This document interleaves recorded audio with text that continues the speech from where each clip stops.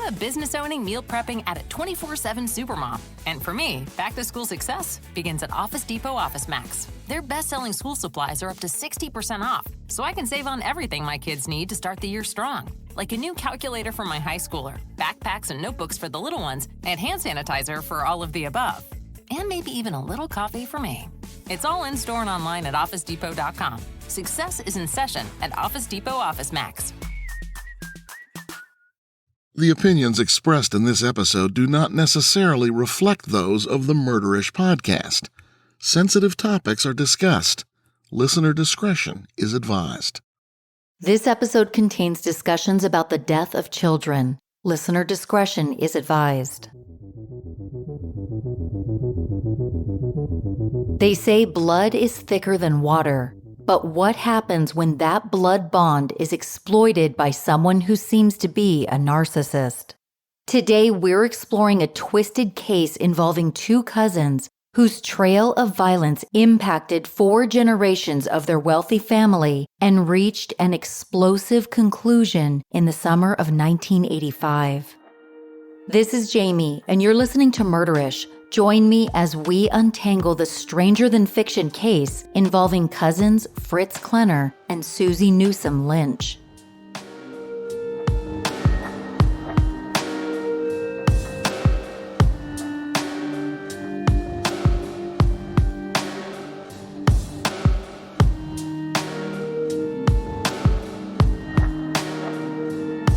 This case takes us to Reidsville and Winston-Salem, North Carolina. Reidsville, North Carolina was once a major producer of tobacco. In the late 19th century, it became a major cigarette manufacturing site for the American Tobacco Company, which employed dozens of residents until its closure in 1994. Winston-Salem falls within a region of North Carolina known as the Piedmont Triad that also encompasses Greensboro and High Point. In 1937, Krispy Kreme, the company famous for its donuts and coffee, got started in what is now historic Old Salem in Winston-Salem. Nowadays, the area is an artsy college town with a modest cost of living. The main players in this case are part of the same extended family, which makes it somewhat difficult to follow. Susie Sharp Newsom was born on December 24, 1946, in Winston-Salem, North Carolina.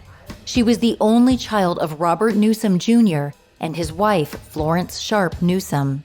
Susie was named after her aunt on her mother's side, Susie Sharp. Florence's sister made the family proud. She was the country's first elected female Chief Justice of a state Supreme Court. The Newsoms undoubtedly hoped their daughter would follow in the footsteps of her namesake. And decades later, Susie would go on to make an impact, though not in a way her parents could ever fathom. Born into wealth just like her father, Susie's childhood was carefree. Those who knew her described Susie as smart, pretty, and spoiled. Though she was prone to temper tantrums when she didn't get her way, most of Susie's classmates liked her. After high school, Susie stayed local, enrolling in Wake Forest University. She was reportedly very popular with members of the fraternity and had her pick of love interests. However, only one guy caught her attention, a handsome basketball player named Tom Lynch. Tom, a Louisville, Kentucky native, was 2 years older than Susie. He had also grown up in a wealthy household. Tom and Susie dated throughout college, and soon, Tom decided to propose. But there was one major issue. Tom's mother, Dolores Lynch, despised Susie, and the feeling was mutual. Dolores tried to persuade her son not to marry Susie, to no avail. The couple got married on June 6, 1970, and on their special day, Dolores and Susie got into a quarrel, which set the tone for their entire relationship. A few months after getting married, the newlyweds relocated to Lexington, Kentucky. Tom had been accepted into the University of Kentucky's dental school, and Susie was happy to put some distance between herself and Dolores. Despite living a mere 85 miles away, Tom and Susie only visited Dolores one time during a 4-year period. While this probably had a lot to do with Susie's feelings toward her mother-in-law, what also factored in was a lack of free time. While Tom was absorbed in his studies, Susie was working at a research firm. They lived under the same roof but led relatively autonomous lives. 1974 brought more changes when Tom enlisted in the U.S. Navy Reserve, prompting the pair to move again, this time to Beaufort, South Carolina, where they welcomed their first son, John Wesley. Of course, Dolores wanted to meet her first grandchild, and Susie reluctantly allowed it under very specific conditions. Dolores had to stay in a hotel room and call Tom for an appointment to visit the baby. In 1976, Tom and Susie welcomed their second son, James Thomas, who everyone called Jim. Dolores wasn't given the opportunity to see the newborn for nearly a year. This was in part due to another relocation. With Jim only a few months old, the young family packed up and headed for Albuquerque, New Mexico. Tom had completed dental school and intended to start his own practice there. Tom was utterly consumed with getting his business off the ground, while Susie was left raising the two young boys, mostly on her own. She was not particularly fond of New Mexico either. In Susie's opinion, the locals lacked fashion sense and had a bland culture overall. Feeling like a single mother took a toll on Susie, and her patience for the children wore thin. According to an article in the Statesville Record, one neighbor reportedly saw evidence of beatings on both of the Lynch boys, but did not report it to authorities. Soon enough, Susie's emotions came to a boiling point, and she could no longer contain the resentment she felt toward her husband. Their arguments grew increasingly tense and happened more frequently. In July of 1979, Susie made a rash decision. She told Tom that she was taking the boys to North Carolina. Her grandfather was dying, and she wanted to spend what little time he had left by his side. Susie's explanation turned out to be a tall tale, just an excuse to get away from Tom and allow Susie time to decide if she wanted to remain married. Susie never did return to New Mexico. After some urging, Tom signed a separation agreement which gave his estranged wife full custody of John and Jim, who were 4 and 3 years old at the time. Soon, Susie grew restless in her hometown and longed for a change of scenery, this time to a place of her choosing. At the end of that year, Susie and the boys moved to China, where she taught English. They remained there for just under 6 months. Susie could not stand the air pollution and city grime. By June of 1980, Susie and her sons wound up back in Greensboro. Her mother was concerned. Susie looked thin, pale, and weak from the stress of her separation. She urged her daughter to visit her cousin, Susie's uncle, Dr. Fred Klenner. Dr. Frederick Robert Klenner Sr. was a bit of a quack. At least that's how he was perceived by members of the Reidsville medical community. He had all the proper credentials. He was a graduate of the Duke University School of Medicine, trained at North Carolina Tuberculosis Sanitarium, and he had his own practice. His specialty was diseases of the chest, but he practiced general medicine as well. And some of his medical advice was a bit outlandish. Dr. Klenner prescribed massive doses of vitamin C to his patients, touting it as a miracle cure. According to findagrave.com, on May 23, 1946, Dr. Klenner delivered the world's first set of surviving identical African-American quadruplets, the Fultz sisters. Because he dosed the newborns with high levels of vitamin C, he took the successful birth as proof that it worked. Though none of his patients in a span of 30 years suffered ill effects from the vitamin, it's doubtful the vitamin single-handedly saved lives. Dr. Klenner's practice was in Reidsville, the hometown of his wife, Annie Hill Sharp Klenner. The pair met at Duke University, where Annie worked as a registered nurse. Soon after getting married, Fred started his own practice and employed Annie to assist him. The Klenners went on to have 2 daughters, Marianne and Gertrude. On July 11, 1952, their only son and 3rd child was born. The boy was named Frederick Robert Jr. after his father. To differentiate between father and son, everyone called the new child Fritz. The Klenner kids experienced a childhood that was far less carefree than most. Dr. Klenner was overly strict, and anything short of perfection was unacceptable, especially when it came to his son. Being the only boy and the youngest in the family meant added pressure on Fritz to get straight A's and obey his father's demands. If Fritz acted out, Fred retaliated by withdrawing his attention, the worst possible punishment for someone like Fritz who needed constant positive reinforcement. There were happy moments too. Fred sometimes took young Fritz to his office in downtown Reidsville. On occasion, they would go on hunting trips together. Dr. Klenner also had a darker, more eccentric side, and some of his unconventional beliefs were projected onto his children. He endorsed an ultra-conservative and apocalyptic brand of Catholicism, held racist viewpoints, and possessed a fearful loathing of communism. His outlook of the world shaped Fritz's viewpoint as he got older. Fritz graduated from Reidsville High and went on to attend the University of Mississippi, or Ole Miss as students there called it. As far as anyone knew, Fritz graduated and then enrolled in Duke's University's medical school. It was all a lie. In reality, Fritz dropped out of Ole Miss and never attended Duke.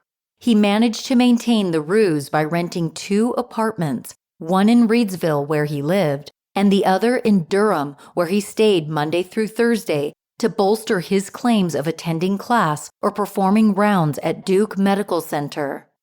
Fritz's compulsive lying did not stop there. In his college years, he adopted a survivalist lifestyle and started stockpiling guns bought from local shops. According to the Courier-Journal, he told the owners of one shop in Hillsboro far-fetched tales of rescuing his father from death and heroic acts he had performed while serving in Vietnam. He also told friends that he was working with the CIA. When he wasn't painting a false image of himself, Fritz worked in his father's downtown Reidsville clinic. According to the Courier-Journal, Dr. Klenner's patients called Fritz young Dr. Klenner. Fritz's friends, on the other hand, nicknamed him Dr. Crazy because he casually dispensed what he called stress pills, in addition to the high-dose vitamin C from his father. Fritz was working in the clinic on a day when Susie came in, following her mother's advice. The cousins were not very close as children, but upon being reunited, they became inseparable. Fritz spent most nights with Susie and her sons at their apartment near Guilford College. In a matter of weeks, Fritz became a father figure to the boys, taking them on camping trips and insisting they call him Papa. Perhaps it was too uncomfortable to even entertain the idea, but friends and family turned a blind eye to what was obviously happening. The 2 first cousins were in a relationship. As taboo as it may sound, it is legal in North Carolina, even now, for first cousins to cohabitate, engage in sexual relations, and get married. From the beginning of their relationship, Fritz took on the role of Susie's protector. Rather than keeping her safe, however, he manipulated her.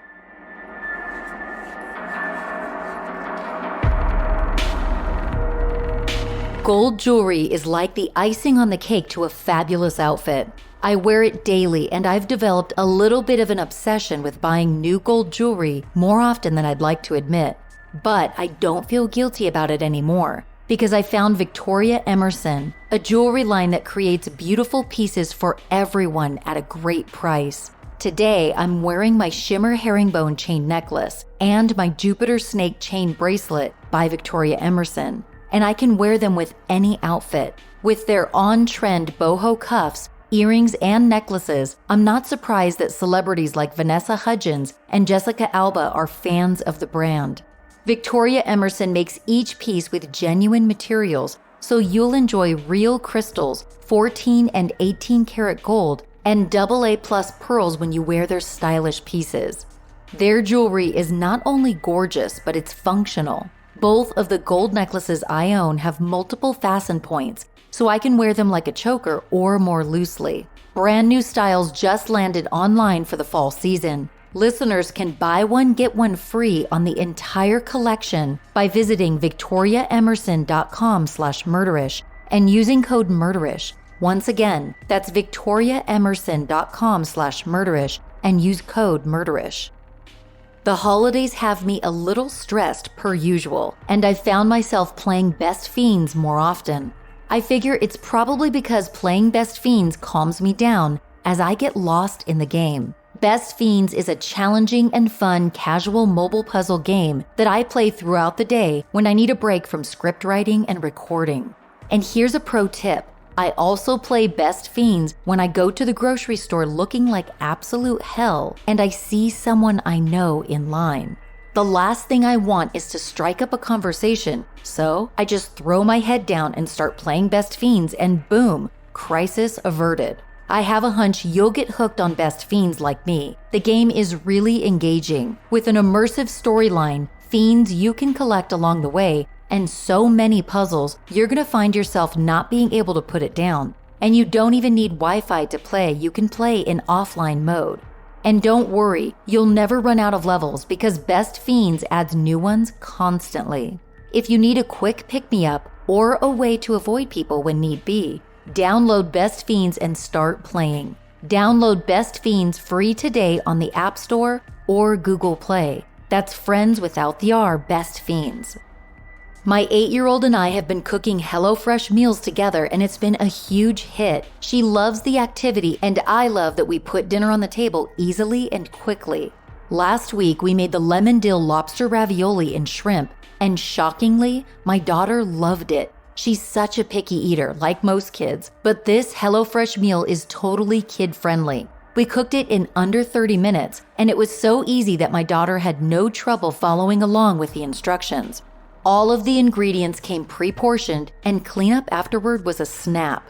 HelloFresh offers meals that are vegetarian, calorie-smart, gourmet, pescatarian, and quick and easy. So there's a meal plan for everyone, and you won't get stuck with too many meals, because HelloFresh allows you to easily skip a week, switch meal plans, or make other changes in just minutes. Go to hellofresh.com/murderish14 and use code MURDERISH14 for up to 14 free meals and 3 free gifts. That's hellofresh.com/murderish14 and use code MURDERISH14 for up to 14 free meals plus 3 free gifts. HelloFresh, America's #1 meal kit. Fritz concocted a narrative that fed off of Susie's paranoia. He told her that her ex, Tom, was planning to kidnap the boys. In response, Susie tightened her grip on the boys by refusing to let them speak with their father during routine weekly calls. She also disposed of any gifts sent by him or his ex-mother-in-law, especially baked goods. She feared they might be poisoned. The visitation agreement following their divorce stated Tom could visit the boys during some holidays and have them in New Mexico for several weeks in the summer. Susie was extremely strict about only adhering to the guidelines in the court document. One summer, John and Jim arrived in Albuquerque looking pale and acting timid. When Tom saw the super-strength vitamin C pills the boys were instructed to take daily, he was alarmed. After that point, Tom and his new wife, Kathy, began fighting for more visitation rights for the boys' safety. The ensuing legal battle only seemed to substantiate Fritz's claim that Tom wanted to take the kids away from Susie. Fritz always seemed to have a scheme up his sleeve. With Susie in his life, he had found a new sense of purpose. Staying in her good graces meant protecting her sons. And so, Fritz promised her she would never lose custody. He then enacted a plan to stay true to his word. In July of 1984, Tom Lynch was in the middle of an extended visit with the boys when he received catastrophic news. His mother and sister were dead. Tom's mother, Dolores Lynch, lived in Prospect, Kentucky, a suburb roughly 20 minutes outside of Louisville. Violent crime just didn't happen in Oldham County. Dolores experienced loss from an early age. When the Pennsylvania native lost her father at age 15, her brother Elmer took on the role of provider for the family. He worked tirelessly while Dolores finished high school. He also set aside money so his little sister could attend nursing school. Dolores went on to marry Charles Lynch, who enlisted in the Navy during World War II. Chuck, as everyone called him, hastily proposed to Dolores just before being sent off for service. They married in 1942. The Lynches subsequently had 2 children. Jami was born in October of 1944 and Tom in August of 1947. If there was ever happiness in Chuck and Dolores' marriage, it was short-lived. He was a constant thorn in her side, but Chuck made sure his family lived comfortably. Before and after the war, Chuck worked as an accountant at the General Electric plant in Pittsburgh. In the 1950s, Chuck's career had him traveling a lot, leaving Dolores home with the kids quite often. His career also caused the family to move 4 times in the span of 3 years. The longest stretch of time was spent in South Chicago, where Dolores landed a job as a school nurse at her son Tom's high school. Around the time the kids were in college, Chuck transferred to Louisville. Though Dolores was annoyed by yet another relocation, she was happy to get away from Chicago, where the neighborhood children annoyed her enough for her to threaten them with a BB gun. Their new home on Covered Bridge Road in Prospect was isolated and peaceful, just the way Dolores liked it. But when Chuck retired in 1980, Dolores' mood turned increasingly sour, and she wasn't quiet about her contempt for him. According to the Courier-Journal, to her friends, Dolores referred to Chuck as a worthless drunk and told them on multiple occasions, "I wish he'd die." When Chuck passed away in November of 1983, Dolores was surprised by the substantial sum of money he left her. Dolores had always been a doting mother, bordering on overbearing. As a widow, the attention she gave her adult children intensified. The lack of stability in Janie's childhood had caused her to be an indecisive adult. While her brother Tom always wanted to be a dentist, Janie was on her 3rd career by the time she was in her 30s. Dolores supported her daughter every step of the way. When Janie enrolled in dental school in 1977, Dolores frequently showed up at her on-campus apartment to clean and cook meals. Though Janie's love life had been as rocky as her career path, she met someone in dental school. Phil was 14 years younger than Janie, and Dolores did not approve of the age difference. In all likelihood, Dolores felt threatened by her daughter's attention being pulled away from her. Regardless, the mother and daughter remained very close. They had their Sunday morning ritual. While Dolores went to church, Janie would stop off for 2 yeast donuts and coffee, which would be waiting for her mother when she returned home. On the morning of July 22, 1984, for unknown reasons, Janie did not stop for donuts. Around mid-morning, she headed straight for her mother's house and awaited her return from church. The slight change in routine may have caused Janie to be a victim of circumstance. 2 days later, one of Dolores' friends drove to her house out of concern. The unnamed woman had not heard from Dolores since Sunday's church service, which was unlike her. Upon pulling into the driveway, the friend was greeted with a gruesome sight. Dolores was sprawled on her left side near the garage door. The left side of her face was completely gone, and the July heat had attracted flies, ants, and maggots. Oldham County Police Chief Steve Nobles happened to be in the area and was the first officer at the scene. Detectives Tom Sweeney and Steve Sparrow joined him moments later. Dolores' friend, who had dialed 911, told the dispatcher that Janie might be inside the house. That intel led Police Chief Nobles to theorize that maybe Janie had killed her mother, though closer examination of the crime scene dissolved that notion. A Sunday newspaper was found under Dolores' body with a Bible lying close by. This helped investigators to begin establishing a timeline.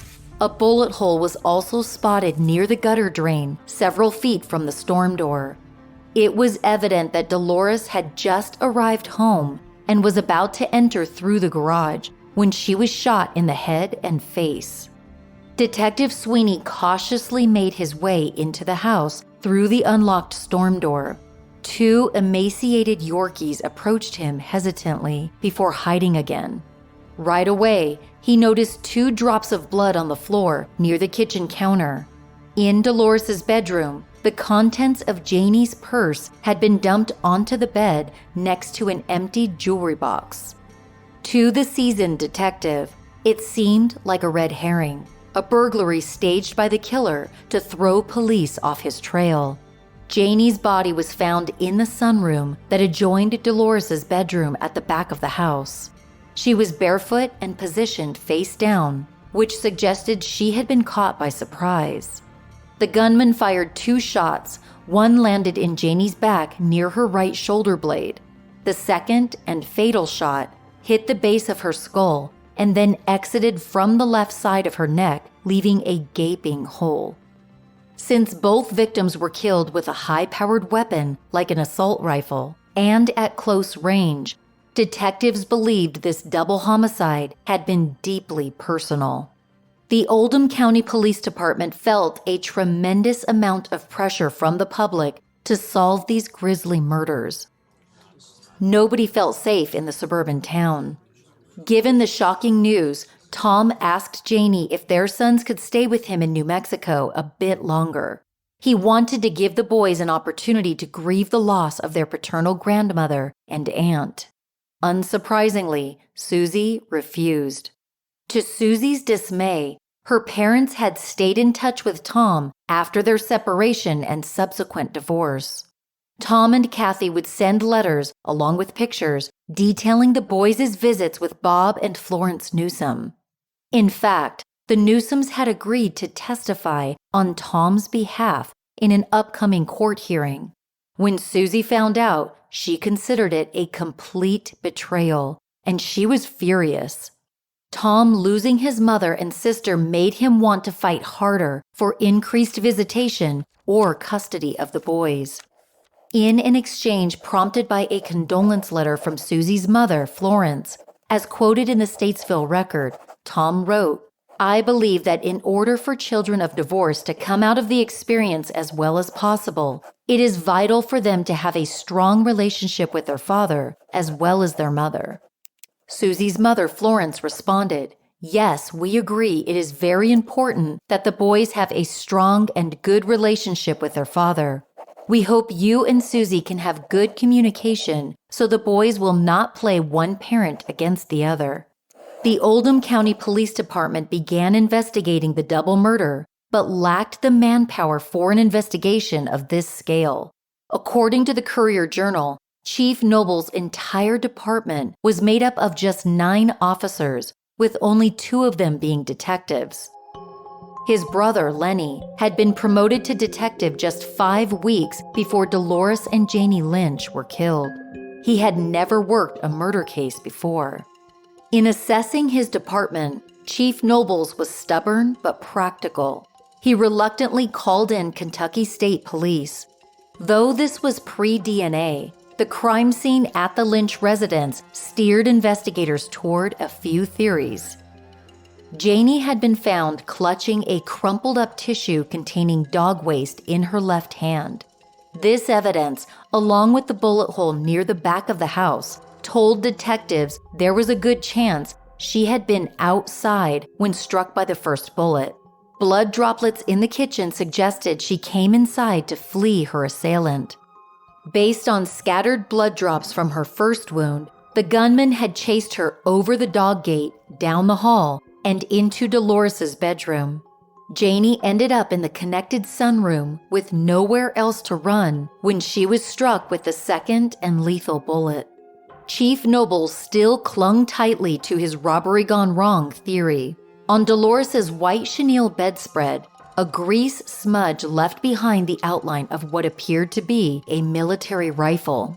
Detectives speculated the murder weapon was laid there briefly while the killer rummaged through Dolores' jewelry box. Perhaps Janie's presence had surprised the intruder mid-robbery. He had killed her in a panic and then shot Dolores so there were no witnesses. Neither of the women's bodies had signs of sexual assault. Some detectives, like 14-year veteran Sherman Childers, kept going back to the valuables, like electronics being undisturbed. All of Dolores' material possessions were in place, leaving Childers to believe the motive was not robbery. If the shooter had not been out for money, what did he want? The state police mobile crime lab did not recover any empty shell casings from the scene, which also seemed odd to investigators.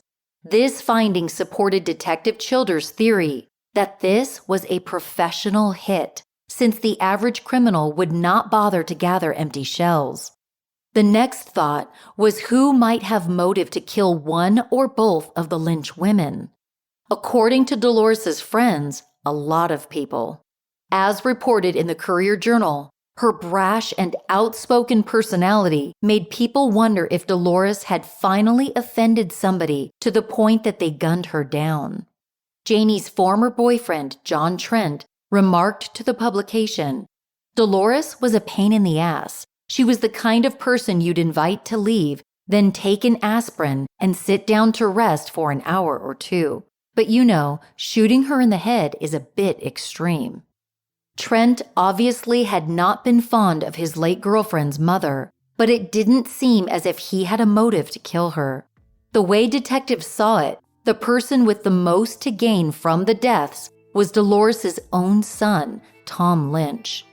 An extensive search of the house had turned up Dolores' will. The document mentioned several large cash disbursements to Tom, Janie inheriting the house and cars, and the remainder of Dolores' estate would be divided between the two siblings. Investigators wondered if hints of favoritism in the will had created resentment. However, when Tom was brought in for questioning, he had a solid alibi. At the speculated time of the murders, he had been fishing on a lake in Colorado, which his wife Kathy confirmed.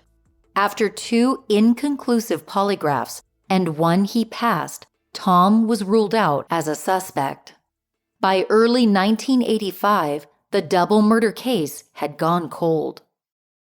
Meanwhile, back in Greensboro, Susie was growing more agitated by her ex-husband. With the death of her former in-laws, she suspected Tom's attention would be focused more on parental rights. And now that she knew her own parents were against her, something had to be done. And of course, Fritz had an idea. He decided to lean on someone who had always admired him, Ian Perkins. The 21-year-old had known Fritz and Dr. Klenner his entire life. They belonged to the same social circles, as Perkins was also from a prominent Reidsville family. He also had a lot in common with Fritz. Among other things, they both loved guns, considered themselves American patriots, and believed communism was the most substantial threat to Western civilization.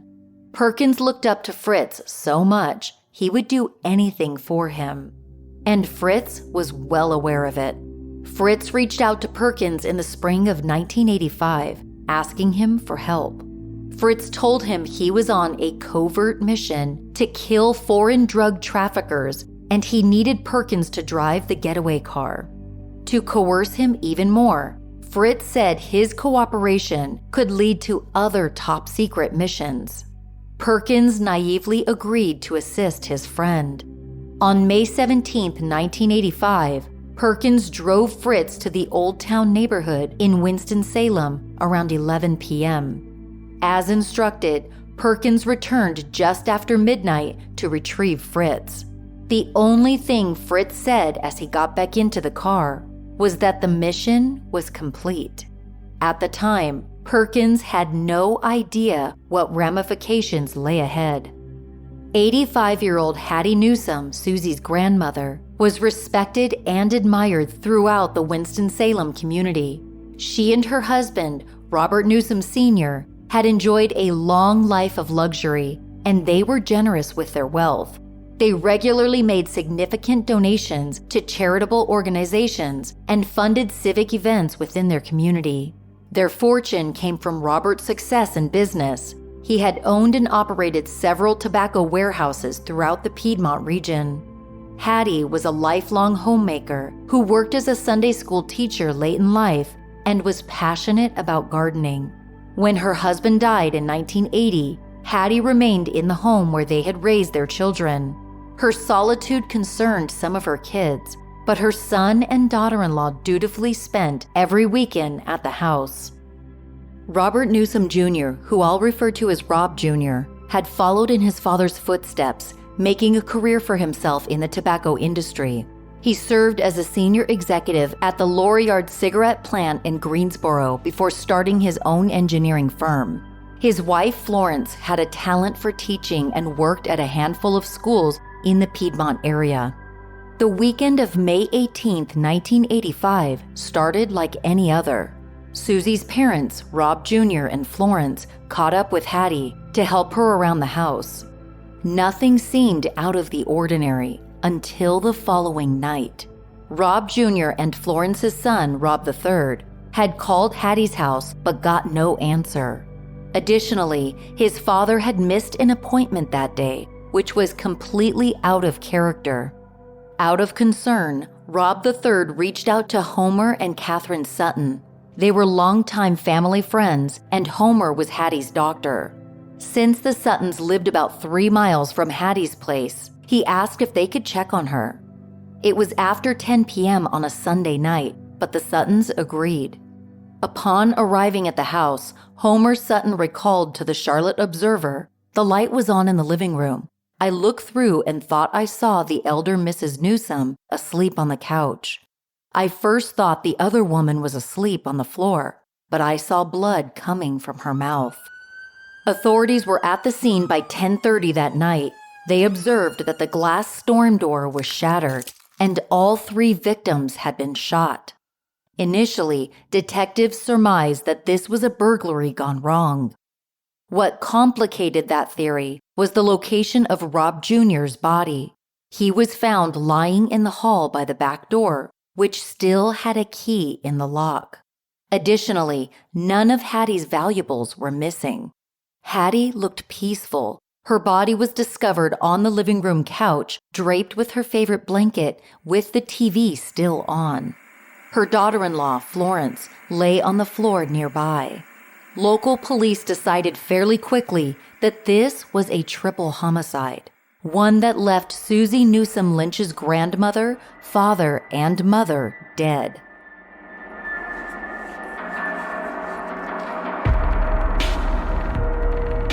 For the last few weeks, I've been using the Overnight Sensation Brightening Sleep Mask by Thrive Cosmetics, and I love it. My skin looks brighter, smoother, and it feels hydrated. When I'm going for an elevated look, I use their Liquid Lash Extensions mascara. And just like the name says, it's like I actually have lash extensions, but without the dent in my bank account.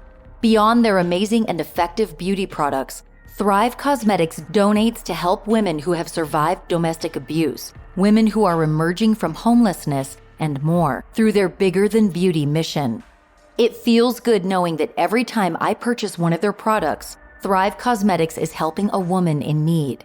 As if that's not enough to convince you to try this company's products, they also never test on animals, and you won't find any toxic ingredients because Thrive Cosmetics has a clean beauty standard. I love Thrive Cosmetics because their products work. Their Bigger Than Beauty mission helps women in need, and they use clean ingredients that your skin will love. Visit thrivecosmetics.com/murderish for 15% off your first order.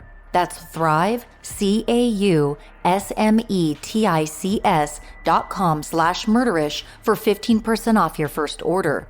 ThriveCosmetics.com/murderish. If you have upcoming travel plans but worry about losing sleep because you're not in your normal environment, check out Calm Sleep Stories. Murderish has partnered with Calm, the #1 mental wellness app, to help you improve the way you feel. My husband and I have been using Calm since before the pandemic. He uses Calm for guided meditation a few times each week. I use Calm to take power naps that get me through the rest of my busy day. There are so many sleep stories to choose from, and the narrators' voices lull you to sleep in no time. I'm not surprised that over 100 million people around the world use Calm to ease stress, sleep more, and just live better overall. Murderish listeners can go to calm.com/murderish to get a limited time offer of 40% off a Calm premium subscription that gives you hundreds of hours of content. I am a huge believer in sleep being a major factor to better health. And I'm telling you, play a Calm sleep story for just a few minutes and you'll be out like a light. As I mentioned, for listeners of the show, Calm is offering a special limited time promotion of 40% off a Calm premium subscription at calm.com/murderish. Go to calm.com/murderish for 40% off unlimited access to Calm's entire library. That's calm.com/murderish. All right, you guys, it's time to start buying holiday gifts, and I've got a great gift idea for just about anyone. Raycon wireless earbuds. I own a pair and I take them everywhere I go so I can binge podcasts while I'm walking my dogs, folding laundry, or grocery shopping without irritating those around me. The audio quality is awesome when compared to premium brands, but Raycons cost a fraction of the price. I use Raycon's Pure Mode when I listen to podcasts, but I definitely switch my earbuds to bass mode when I'm working out to my favorite playlist. And don't worry, you don't need to charge them every day because Raycons have a 32-hour battery life. Everyone can use a solid pair of earbuds, so treat your partner, teenager, or yourself this holiday season and snag a pair of Raycons. Go to buyraycon.com/murderish today to unlock exclusive deals up to 20% off your Raycon order. But hurry, this offer is available for a limited time only, and you don't want to miss it. That's buyraycon.com/murderish to unlock up to 20% off your Raycons. buyraycon.com/murderish. News of the murders rocked the entire community, who feared a madman was on the loose. Friends and family of the Newsomes were devastated over the dramatic loss. Winston-Salem police scrambled to identify a perpetrator, even offering a $10,000 reward to anyone who could provide information leading to an arrest. It wasn't long before the tragic news reached Ian Perkins, the young man who had given Fritz Klenner a ride that night. Perkins was alarmed to hear that 3 people had been shot and killed a half a mile from where he had dropped off his role model. It was too much of a coincidence for there not to be a connection. Local news outlets soon confirmed the only triple homicide reported in Winston-Salem happened to occur the same night of Fritz's mission. Perkins confronted Fritz, admitting he was getting skittish. He was worried that authorities would ask about their whereabouts that night. Fritz reiterated that their covert government mission needed to remain a secret. They rehearsed what they would say to authorities, deciding they could be each other's alibi by saying they were camping together in Virginia's Blue Ridge Mountains that weekend. Just as Perkins feared, he and Fritz were brought in for questioning on May 30th, 1985. Fritz stuck with the predetermined story, but Perkins cracked under the pressure. All of the details he knew came spilling out. He said he wasn't supposed to tell, but he had assisted Fritz with a covert CIA operation. Pulled from police transcripts mentioned in the Statesville Record and Landmark, Fritz had told Perkins he needed to kill KGB-sponsored communists who were raiding an American arsenal, smuggling guns to South America, and trading them for large quantities of drugs sold at a profit. Perhaps feeling sympathetic toward his gullibility, detectives offered Perkins a deal. Wear a wire and elicit a confession from Fritz in exchange for immunity. Now that investigators told him the truth that Fritz Klenner was not a spy or even a real doctor, Perkins gladly accepted the deal. In the days that followed, Perkins met with Fritz on at least 3 occasions. On June 1st and 2nd, Perkins asked Fritz if he had anything to do with the Newsom murders. His longtime friend repeated the CIA plot and then offered Perkins some pills to keep calm during police interviews. According to the messenger, North Carolina's State Bureau of Investigation, or SBI, had already been warned about Fritz Klenner. He was on their radar as early as spring of 1981 when an informant referred to Fritz as a dangerous psychopath who was practicing medicine without a license. This informant, Doug Birch, was a Raleigh-based auto mechanic and one of Fritz's associates. Both men were involved in a local survivalist group. Other members of the group had also considered Fritz suspicious. After digging around and discovering he was a compulsive liar, Birch told SBI agent Mike Kelly what he had uncovered on Fritz. In support of his claims, Birch brought in a bag filled with drugs and syringes Fritz had dispensed, along with the names of his patients.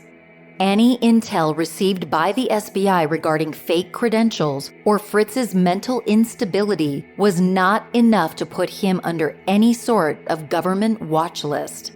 The state attorney general, Rufus Edmiston, never even received SBI's report. On June 3, 1985, Perkins met up with Fritz at 1 p.m. outside Zayre's, a discount department store in Greensboro at the time. For the 3rd time, Perkins wore a wire. It was a last-ditch attempt to record Fritz confessing. Otherwise, Perkins would face charges for his own involvement in the crime. As he climbed into Fritz's black Chevy Blazer, Perkins was nervous. If Fritz had done what police alleged, he was a dangerous killer, and every encounter with him meant that Perkins was risking his life. The conversation started with Perkins expressing his anxieties.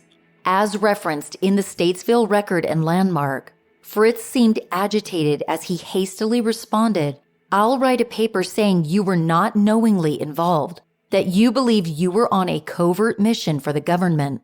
I've got things to do. I won't see you again." This was the closest Fritz had come to confessing. Perkins then exited the vehicle, hopeful the latest recording was sufficient to hold up his end of the plea deal. Little did Perkins know, a bomb sat beneath the passenger seat of the Blazer where he had just been sitting. As with any sting operation, detectives had eyes on Fritz and Perkins for the entirety of their meeting. As Fritz pulled away from Zayre's, a caravan of unmarked cars trailed behind. Law enforcement followed Fritz to Susie's apartment off of Friendly Avenue. It was around 2 p.m, and Fritz had loaded up the Blazer with camping equipment. Susie climbed into the passenger seat, while 10-year-old John and 9-year-old Jim barreled into the back seat. Susie's 2 Chow Chow dogs nested between them as they drove off. A lot had happened behind the scenes between Fritz's meeting with Perkins and this pickup. As it turned out, Fritz's near confession had been enough for the Forsyth County District Attorney to authorize an arrest. This was a major turning point for multiple homicide cases. Inside the unmarked cars sat a wide range of law enforcement personnel, including SBI agents, Kentucky State Police detectives ready to question Fritz about the 1984 lynch murders, and of course, the sheriff's deputies who had led the sting operation. Unfortunately, SBI had dropped the ball yet again. 3 days prior, an unknown informant told agents Fritz would most likely be armed with automatic weapons and explosives, and that he would never be taken alive. Just as before, if SBI had logged a report on the matter, it never made it down the chain of command. leaving authorities unaware of the magnitude of danger they and others were in as they followed Fritz. The unmarked cars followed Fritz's Blazer for a few blocks until it reached the intersection of Friendly Avenue and College Road. One detective pulled his car in front of the Blazer, flashing his badge, while other officers signaled for Fritz to stop. Instead, Fritz drove up onto the curb to get around the police car and continued on, headed east. Greensboro police officer Tommy Dennis acted fast. He made a U-turn to get behind the Blazer, and 2 other cars followed suit. A deputy in another vehicle swerved around Dennis, causing him to skid into Fritz's Blazer. With only the hood of the squad car separating them, Fritz exited the SUV, pulled out an Uzi, and fired. 5 bullets ricocheted off the squad car and wounded 3 officers, including Dennis. He was struck twice, once in the chest and once on his abdomen just above the belt buckle. The bulletproof vest Dennis's wife insisted on him wearing every day had saved his life. The gunfire only served to delay a small portion of the law enforcement fleet. It gave Fritz enough time to get back into the SUV, bulldoze through any vehicles in his path, and get back on the road. Every so often, Fritz fired another round at police cars.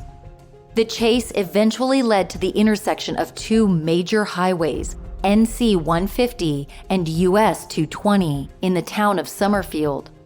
They had all only traveled around 12 miles, but to law enforcement agents with a warrant for a mass killer's arrest, it probably felt like a marathon.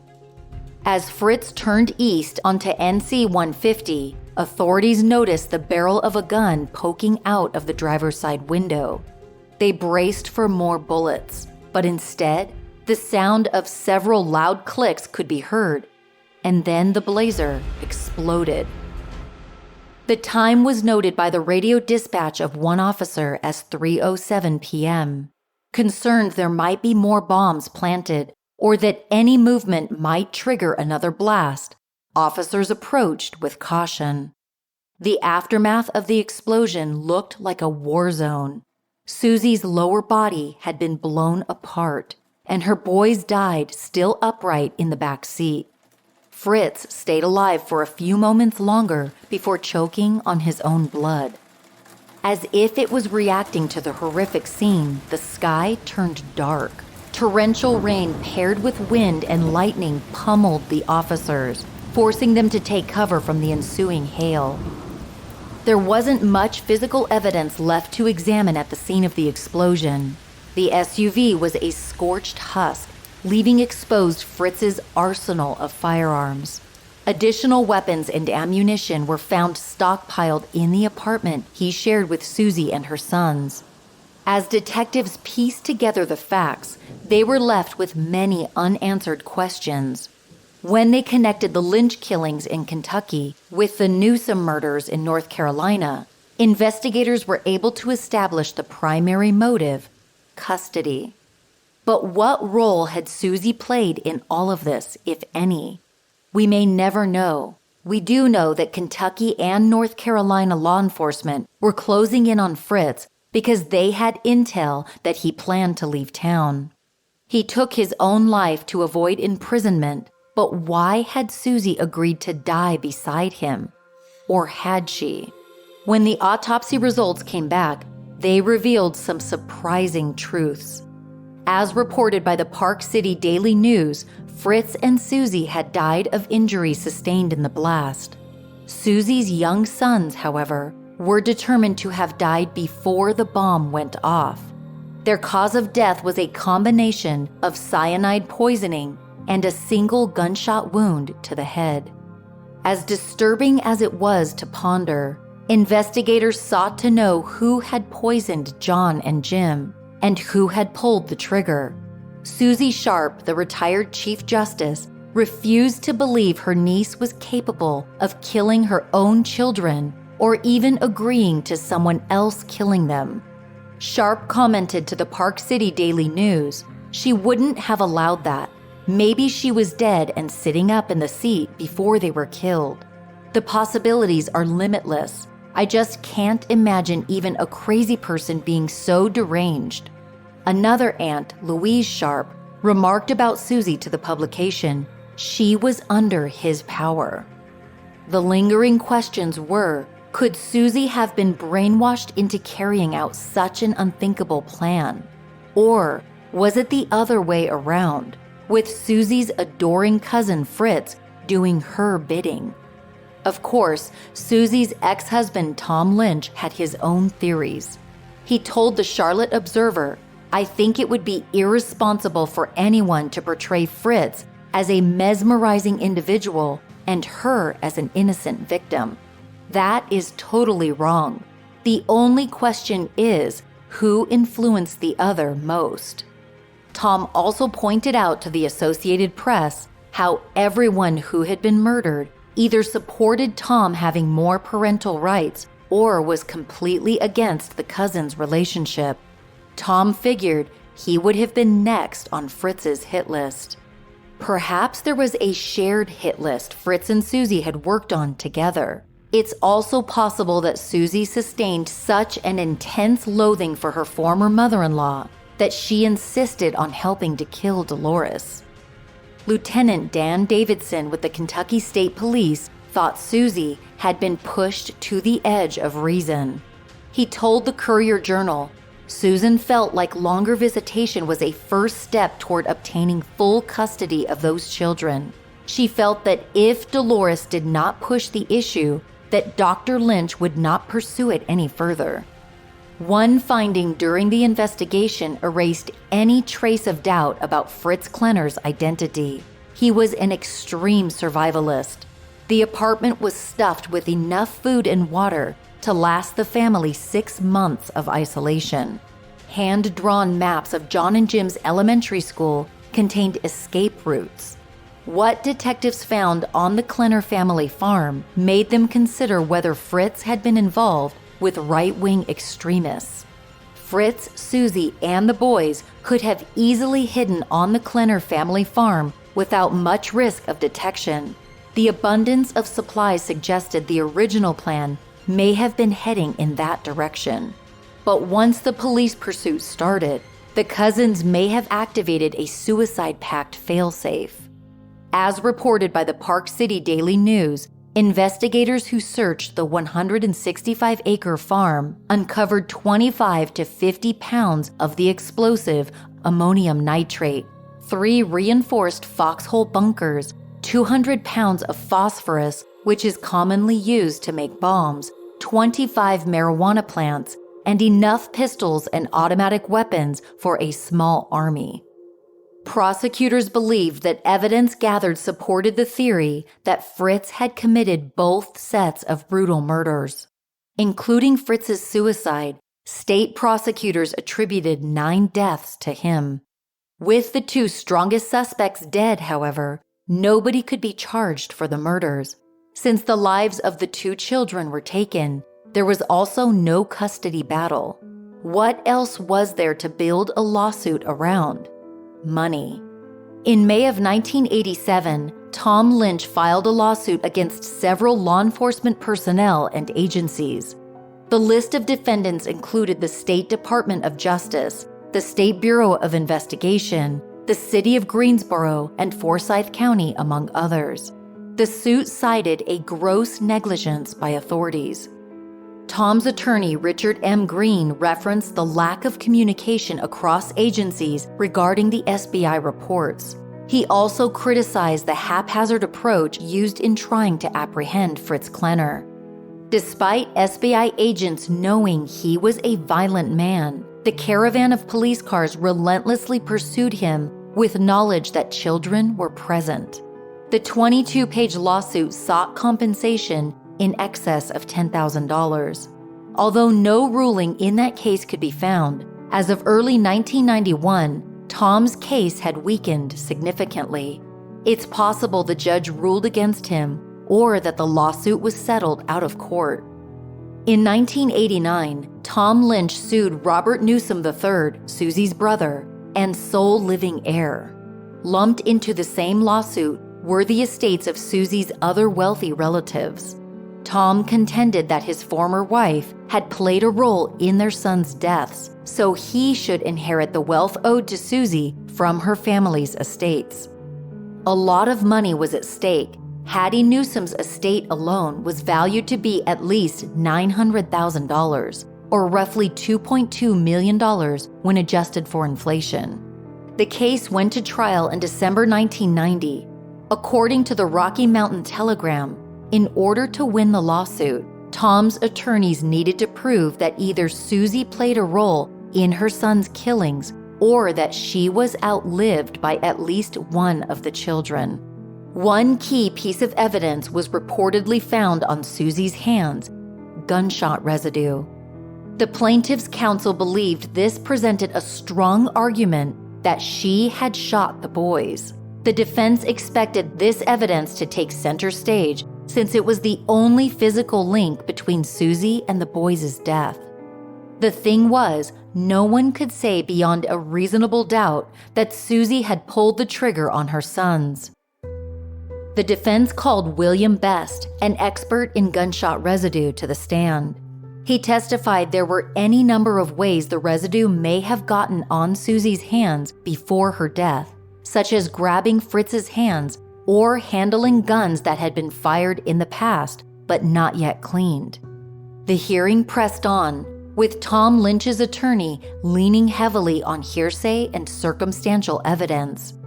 Deputy D.A. Thacker gave eyewitness testimony that he saw two figures toward the front of the car lean toward the center of the vehicle before hearing loud bangs followed by the SUV exploding.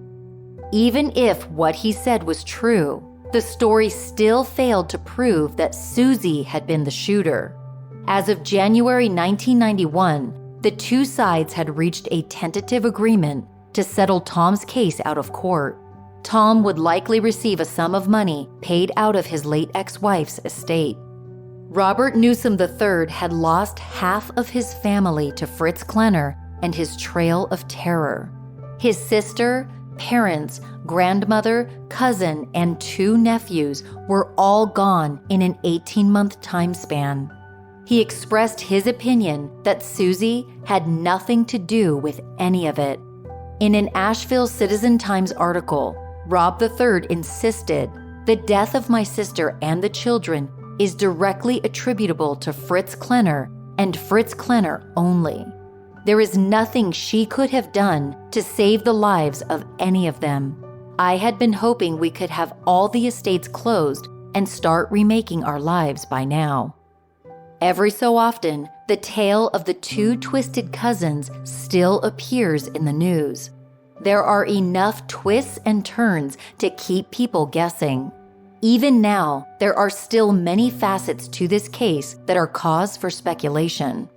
Jerry Bledsoe, columnist at Greensboro's News and Record, covered the cases linked to Fritz Klenner as they unfolded. His book, Bitter Blood, A True Story of Southern Family Pride, Madness, and Multiple Murder, made its debut in the #1 slot on the New York Times bestseller list upon publication in 1988. Bledsoe's writing reflects some of the most extensive analysis on this case. We can't ever know what really happened between the cousins. What was said, what was intended, and what could have been all went up in a blaze with Fritz Klenner's SUV. If Susie had not reunited with her cousin that day at Dr. Fred Klenner's clinic, would all 9 people still be alive? It's difficult to say. Perhaps it all comes down to fate, a union of two troubled souls who by themselves might be relatively harmless, but together made for a deadly duo.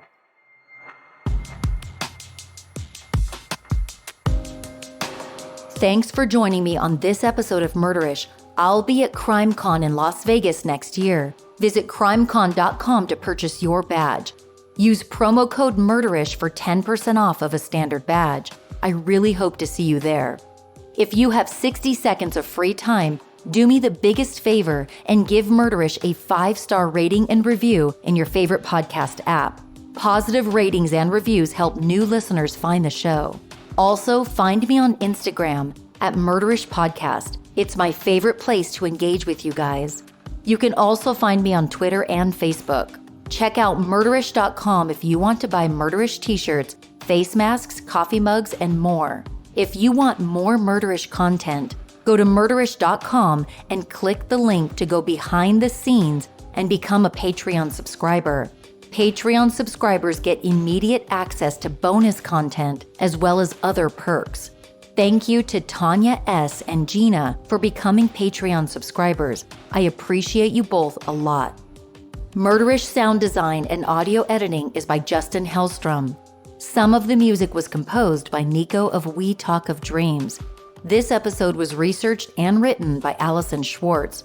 Stick around after the closing music and ads to hear a list of sources used for this episode.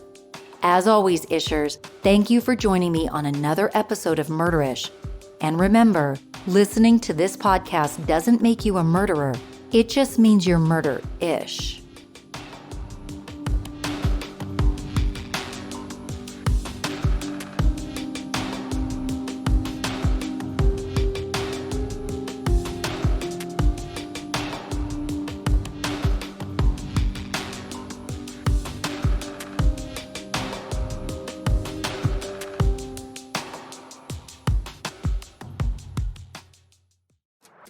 I'm a business-owning, meal prepping at a 24/7 supermom. And for me, back-to-school success begins at Office Depot Office Max. Their best-selling school supplies are up to 60% off, so I can save on everything my kids need to start the year strong. Like a new calculator for my high schooler, backpacks and notebooks for the little ones, and hand sanitizer for all of the above. And maybe even a little coffee for me. It's all in-store and online at OfficeDepot.com. Success is in session at Office Depot Office Max.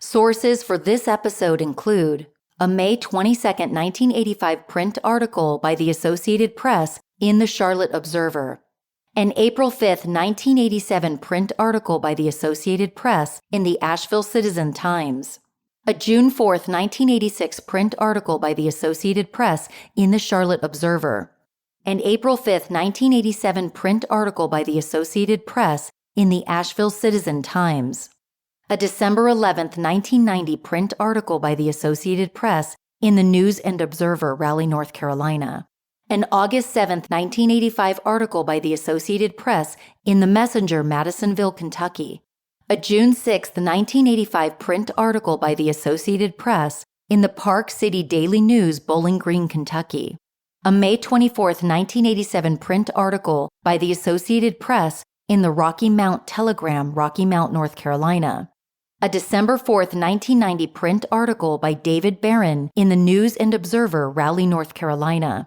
a book titled Bitter Blood, A True Story of Southern Family Pride, Madness, and Multiple Murder by Jerry Bledsoe, Diversion Books, 2014, a July 25, 1984 print article by Craig Desern in the Courier-Journal, Louisville, Kentucky, an obituary at findagrave.com on Dr. Frederick Robert Klenner, a September 13, 1985 print article by Alan Judd in the Courier-Journal, Louisville, Kentucky, a June 5, 1985 print article by Bruce Henderson and Elizabeth Leland in the Charlotte Observer, Charlotte, North Carolina, a June 3, 2021 print article by Margaret Moffett in the Statesville Record and Landmark, Statesville, North Carolina, a June 12, 1985 print article by UPI in the News and Observer, Raleigh, North Carolina. I'm a business-owning, meal prepping at a 24/7 supermom. And for me, back-to-school success begins at Office Depot Office Max. Their best-selling school supplies are up to 60% off, so I can save on everything my kids need to start the year strong. Like a new calculator for my high schooler, backpacks and notebooks for the little ones, and hand sanitizer for all of the above. And maybe even a little coffee for me. It's all in-store and online at OfficeDepot.com. Success is in session at Office Depot Office Max.